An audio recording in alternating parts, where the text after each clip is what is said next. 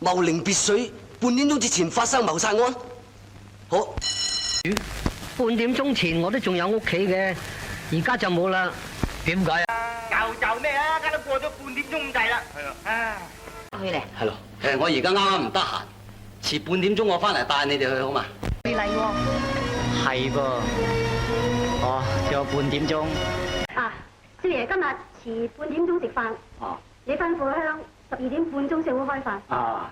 你12點鐘咧送杯咖啡俾少爺飲。哦。搭正12點啊。係。誒，你。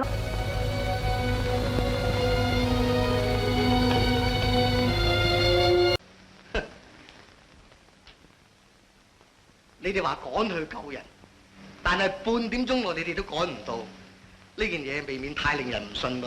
哦。咁幫手再要唔要錢咪得咯？係咩？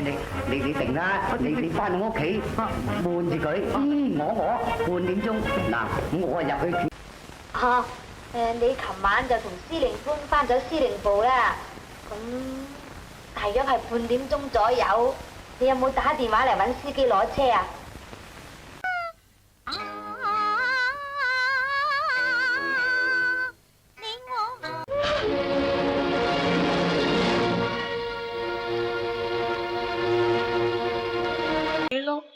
美玉啊，哎呀，美玉夠鐘噶啦，黃醫生話仲有半點鐘飛機就起飛噶啦，阿珍啊。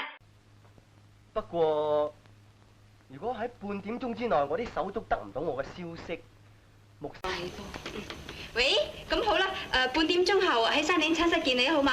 好啊，一陣見。